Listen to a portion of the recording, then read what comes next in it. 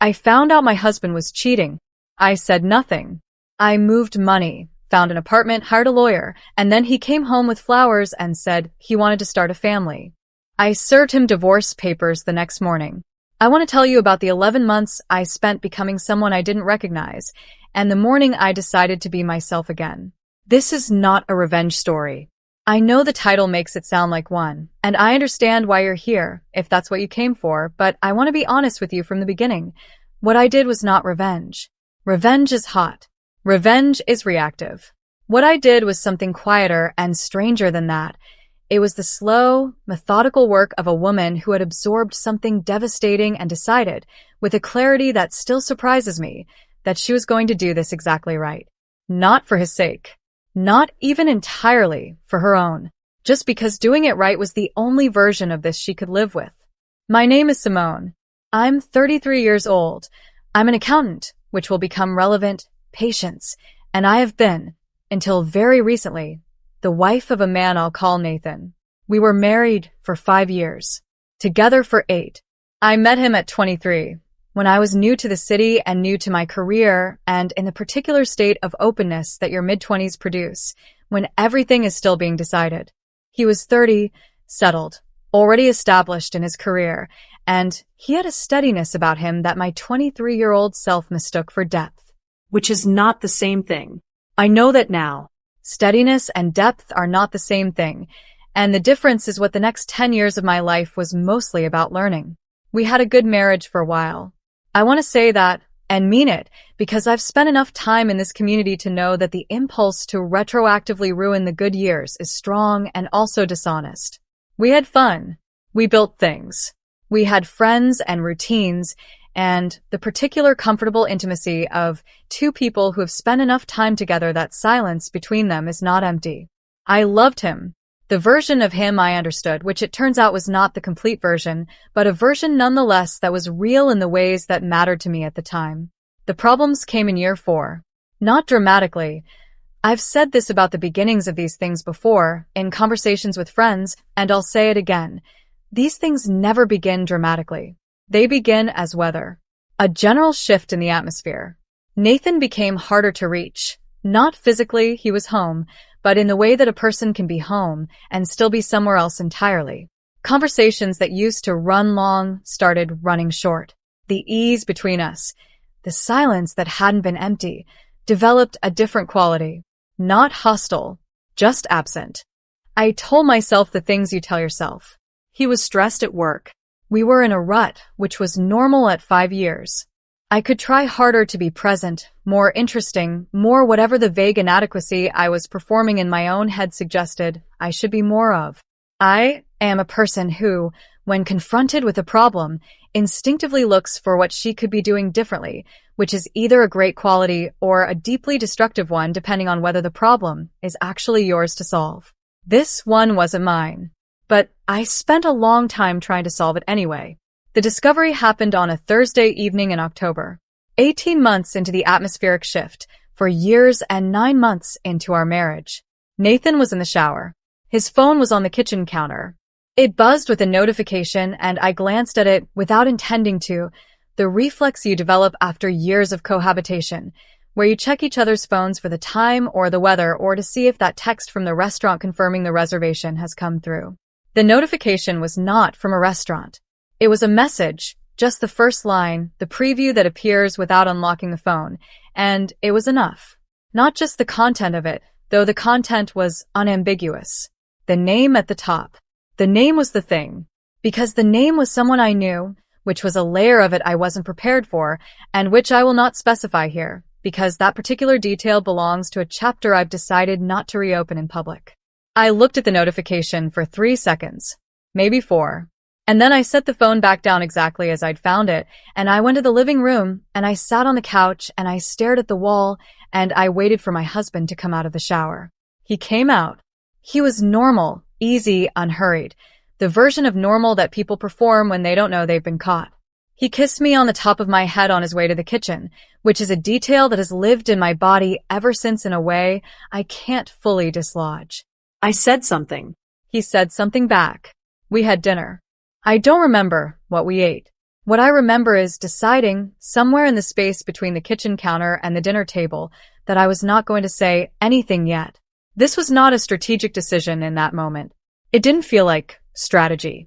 It felt like the only option available to me because the alternative, saying something right then, that night, required a version of me that had already processed what I'd seen, and I hadn't processed it. I'd barely received it. I was still in the first seconds of understanding, the part where the information is present, but the meaning of it hasn't finished arriving. So I said nothing. And the next morning Nathan went to work and I called in sick and I sat at my kitchen table for 4 hours in my bathrobe and I let it arrive. Here is what I knew by the end of those 4 hours. I was not going to blow this up prematurely. I was not going to confront him from a place of raw, fresh devastation when I had no information, no clarity, and no footing to stand on. I was not going to be the woman screaming in her own kitchen, which is her right, which I do not judge, but which was not who I wanted to be in this story. I am an accountant. I think in systems. I think in documentation and verification and the slow assembly of complete pictures before conclusions are drawn.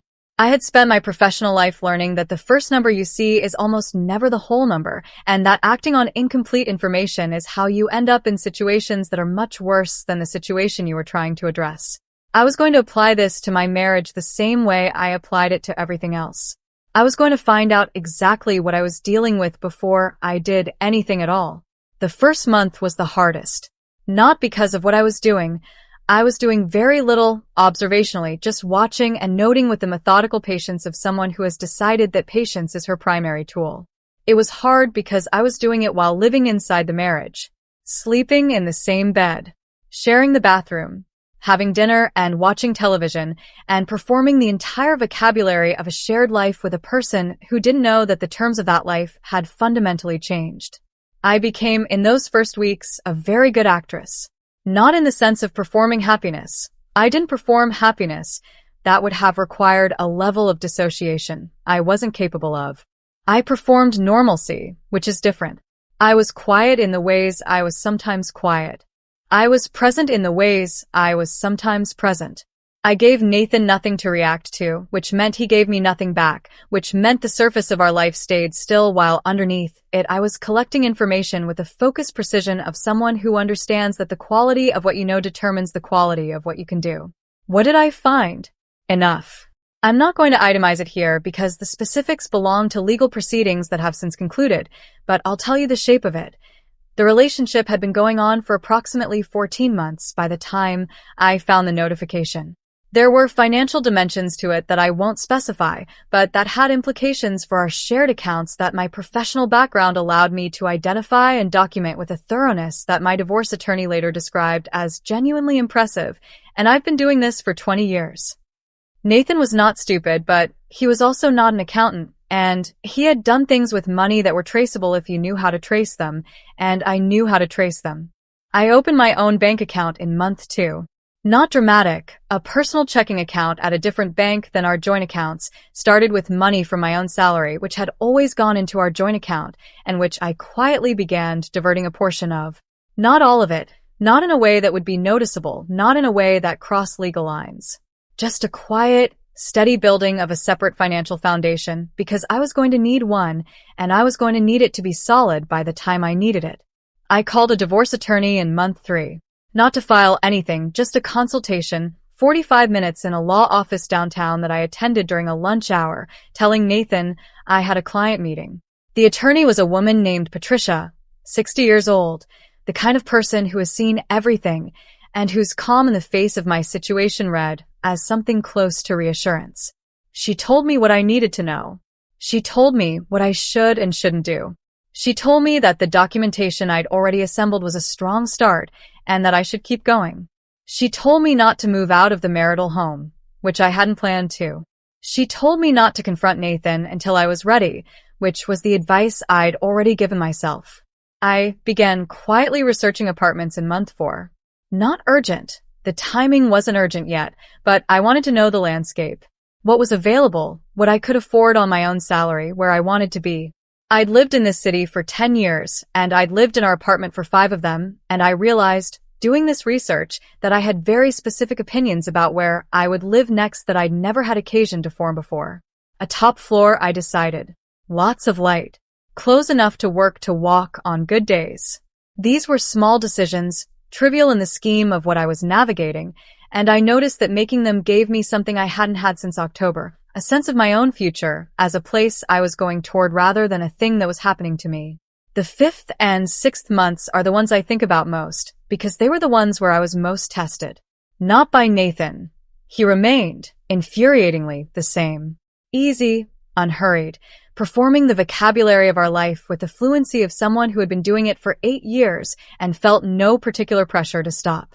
But by myself, by the accumulated weight of knowing and not saying, of sleeping next to someone who had broken something fundamental while being too strategic to break it open. I saw a therapist starting in month 5. Her name was Dr. Anita Reeves, and she was the first person outside of Patricia the attorney who knew the full picture. I want to talk about Dr. Reeves for a moment because I think she's important to the story in a way that might get lost otherwise. She did not tell me what to do. She never told me my plan was right or wrong, strategic or self-destructive. What she did was ask me, repeatedly and with the persistence of someone who takes her job seriously, "How are you right now, today, inside this thing?" And the answer, which surprised me when I finally got honest enough to say it, was not furious, not devastated, not determined. The answer mostly was grief. A very clean, quiet grief that I had not expected. Not for the marriage, though that was in there too. For the version of my life I'd thought I was building. For the 8 years of trust that were now visible from the inside as having been partially constructed on false ground. Grief for the 23-year-old who had mistaken steadiness for depth and spent a decade discovering the difference. Dr. Reeves said this was important. She said the grief being clean, not tangled up with rage, not performed, just there was information. It tells you something about where you are, she said. It tells you you've already let go. I thought about that for weeks. Whether I'd already let go. Whether the 11 months of strategy were not actually strategy, but just the long, slow acceptance of a loss that had already happened, dressed up in something that looked like control, because control was what I knew how to do when I was afraid. Both, I decided eventually. It was both. I had let go, and I was being strategic. The two things weren't mutually exclusive. You can grieve something and still need to protect yourself from the fallout of it. You can be sad about what's ending and still need to document the financial irregularities before you say a word. Month 7, I found the apartment. 3rd floor of a building on a street I'd always liked, 12 minutes walk from work. South-facing windows that in the morning filled the main room with the specific angled light of a city day. It was slightly more than I'd budgeted, and I took it immediately. I signed a lease beginning in 60 days, which put the start date in month 9, and I paid the deposit from my separate account, and I left the building and stood on the sidewalk and felt, for the first time since October, something that was not grief and not strategy, but something more like arrival. I told no one except Dr. Reeves and Patricia. Not my sister, who would have been unable to contain it. Not my best friend Yara, who I love and who is constitutionally incapable of deception, which meant that any conversation with her about this would have immediately changed something in her face around Nathan. Not anyone.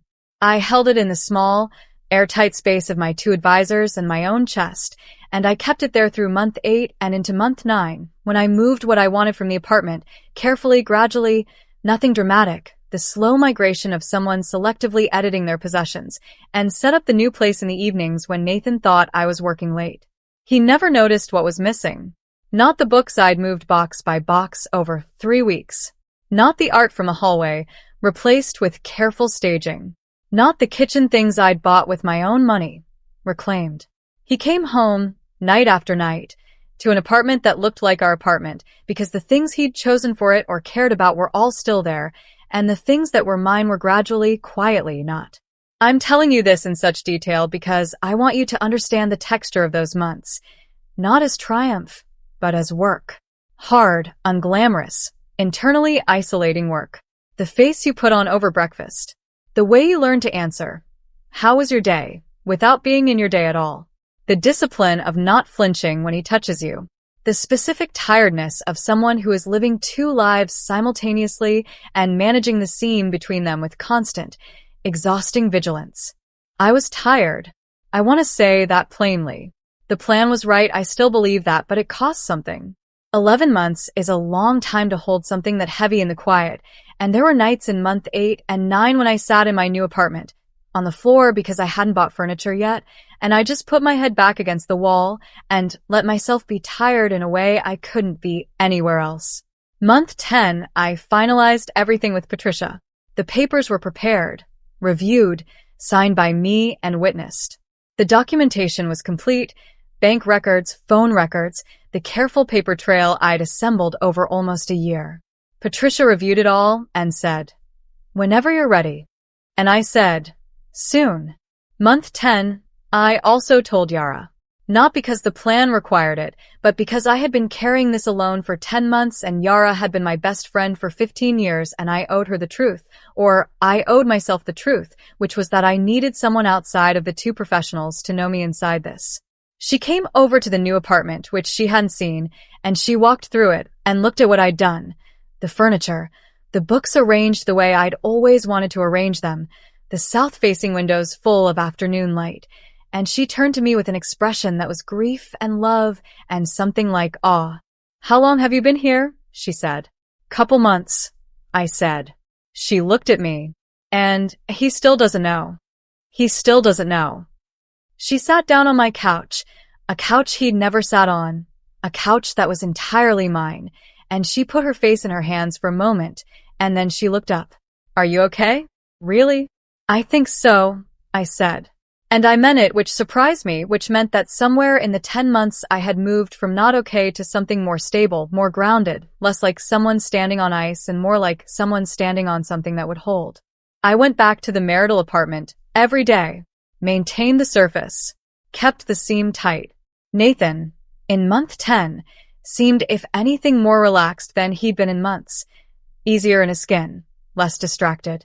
I've thought about why, and I think the most likely explanation is that whatever was happening in his other life had stabilized into something comfortable, something that had stopped requiring the anxious management of newness, and settled into the particular ease of a thing you've decided to keep. He seemed, for lack of a better word, content. The contentment was its own specific thing to live inside. I had expected his guilt to be visible, had expected the weight of what he was doing to manifest in ways I could observe. But either his guilt was genuinely absent or he had buried it so well it wasn't accessible from the outside, and what I saw instead was simply a man whose life seemed to be going fine, which was infuriating in the particular way that injustice that isn't suffering is always infuriating. Month 11 arrived. I had been operating for almost a year on a plan that had a timeline I'd always kept flexible, waiting for the moment that felt right, watching for the window in which the conditions were correct. Patricia had advised me not to manufacture a dramatic moment, which I hadn't been planning to. "These things don't need production value," she'd said in month 3. "They just need to be done." I had set, privately, a mental deadline of the end of the month. Not dramatic, not tied to any particular date or anniversary. Just a horizon that helped me get up in the mornings.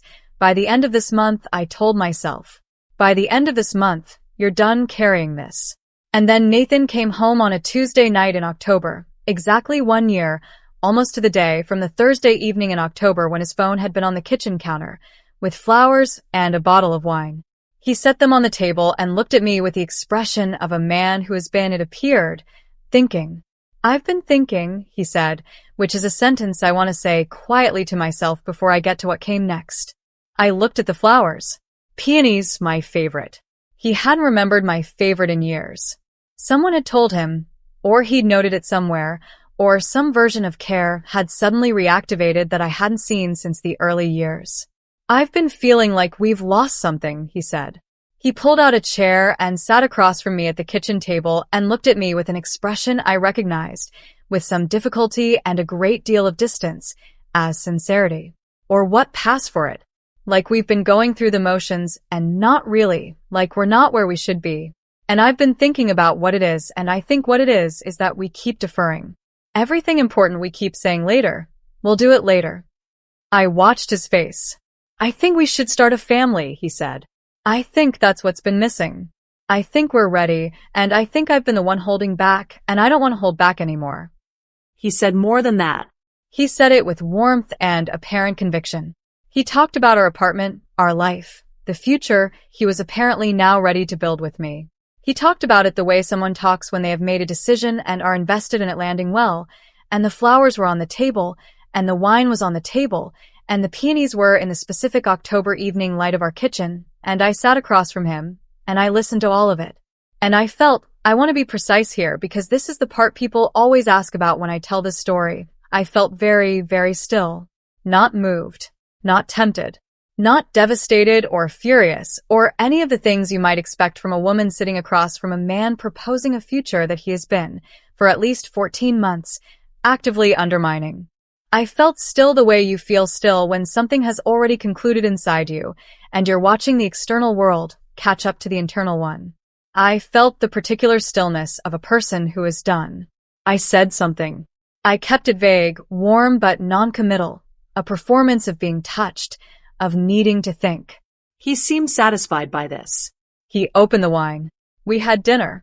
It was, on the surface, a lovely evening, easier than evenings had been in years, actually, because he was present in a way he hadn't been present in a long time, and some part of me that still knew how to sit at a dinner table with a man I'd loved for 8 years simply did that. Sat at the table. Had the dinner. Let the evening be what it was, which was the last one. I didn't sleep. I was awake until somewhere around 3 a.m, which sounds like distress, but wasn't. It was more like alertness, the particular wakefulness of someone who is at the beginning of a last thing and wants to be present for it. I lay in the dark next to Nathan, who slept easily, and I was awake and clear in a way that felt, almost, like a gift. In the morning he got up early, which he sometimes did on Wednesdays. He made coffee, the sounds of which I listened to from the bedroom with eyes open. He got ready. He came to the bedroom door and said, "Have a good day," and I said, "You too," and he left. The front door closed. I heard the elevator in the hall. I got up. I showered and dressed. I called Patricia and left a voicemail saying I was ready for today if it was possible to make it today, understanding that may require rescheduling. She called back in 20 minutes and said she could make it work. I texted Yara. Today.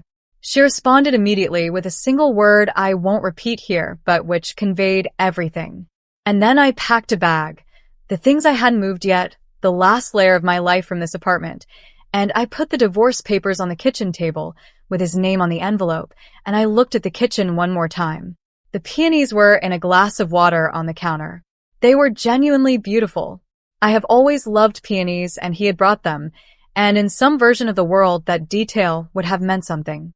In this version, it was just flowers on a counter in an apartment I was leaving. I called the car. I went downstairs. I left. Nathan came home that evening to papers on a kitchen table and an apartment that was, he would have discovered as the evening went on, subtly but systematically absent of me. Not dramatically empty. I hadn't touched the furniture or the things we'd chosen together. But I was gone from it in the specific, thorough way of a person who has had 11 months to figure out exactly which parts of a place were hers. He called 3 times. I didn't answer. He texted. The messages were various stages of confusion, then something that was not quite panic but was adjacent to it, then silence, which I've since heard from Patricia, was followed by a call to his own attorney. Which was exactly right. Which was, in fact, the correct next step, the one the situation called for, and I felt something close to satisfaction that even now he was doing the procedurally correct thing. I was at my apartment. Yara was there, had been there since 6, had brought food that neither of us ate very much of, and wine that we drank a reasonable amount of. We sat on my couch, in my apartment, 12 minutes from work, south-facing windows going dark at the end of a Wednesday, and I felt, for the first time in 11 months, that I was entirely in one place. Not split between the surface and underneath it. Not managing a seam. Just here, in one piece, in a place that was entirely mine. How do you feel? Yara said. I thought about it honestly. Tired, I said. But the right kind of tired. Like after something is finished. Are you okay? I think I'm going to be really okay, I said. And I meant it differently than I'd meant it in month 10, when I'd said it and surprised myself. In month 10, it had been a hypothesis. In month 11, evening, it was something closer to fact. I want to tell you what I've understood about the 11 months, now that I have the distance of several more months on the other side of them. Because I've told this story to a few people, to Dr. Reeves, to Yara, to my sister eventually, who cried in a way that was more about her own fear of this kind of thing than about mine, and the response is almost always some version of, that must have taken incredible self-control. And I want to correct that, gently, because I think it's wrong in a way that matters. It wasn't self-control. Self-control implies you're fighting an impulse, suppressing something that wants to come out. I wasn't fighting anything. From the moment I sat down on that couch in October and stared at the wall and made the decision to say nothing yet, I was not fighting an impulse to blow things up. I was just building something, quietly, carefully, in the space the silence gave me. I was building my own way out, which required time and documentation and a separate bank account and a lease and a very good attorney and a therapist who ask the right questions. None of that is self-control. All of that is simply work. What people really mean, I think, when they say self-control is, how did you not break? How did you sleep next to him and have dinner with him and say you two on a Wednesday morning without something in you fracturing? And the honest answer is that I did fracture. Not visibly, the seam held, that was the work, but in the private places that the plan couldn't reach. I fractured in the month 5 nights when I sat on the floor of the new apartment and let myself be tired. I fractured in Dr. Reeves's office when I finally said the word grief out loud and understood what it meant. I fractured, quietly and thoroughly, in all the ways that honest reckoning with a loss requires, and the reason none of it showed on the surface wasn't self-control. It was just that I'd found the right place to do it. That's the thing about the plan that I don't think gets communicated when people describe it as revenge or strategy or strength. The plan was a container. It held something that needed to be held while I figured out how to hold it differently. It was not me being unfeeling. It was me being very feeling, in the one space I'd made safe enough to feel in. The divorce is proceeding. Nathan hired an attorney, as I expected, and the process is unpleasant in the way that these processes always are, adversarial even when both parties are trying not to be, which one of us is trying to be, and one of us is not. Patricia is worth every cent I have paid her, which is saying something. I am glad, repeatedly and specifically, that I spent 11 months building the foundation before I started the demolition. The woman, I'm not going to discuss her, except to say that Nathan's relationship with her is, apparently, no longer what it was, which is information I received third-hand and have no particular feelings about. What happens in his life now happens in his life, which is no longer mine, and I find that I can hold that truth with something close to equanimity that I could not have imagined in October of last year when his phone was on the kitchen counter and I saw something I couldn't unsee. The peonies died while he was still in the apartment, I assume. Nobody was watering them. My apartment in the mornings with the south-facing windows and the coffee I make the way I like it and the books arranged the way I always wanted them is the physical space of a life being rebuilt from the ground up, which is terrifying and also, more than I expected, freeing. There is a specific freedom in the aftermath of a long pretense, the freedom of not having to manage the seam anymore, of being entirely in one place, of knowing that the face you're wearing is your face. I see Dr. Reeves still every 2 weeks. The grief is different now, not cleaner, but more familiar, more bearable. She asked me recently what I would tell the version of myself that sat down on that couch in October if I could go back. I thought about it for a long time. I don't think I'd tell her anything, I said. I think she figured it out. Do you think she was right? The plan. I think it was what I could do, I said. I don't know if it was right.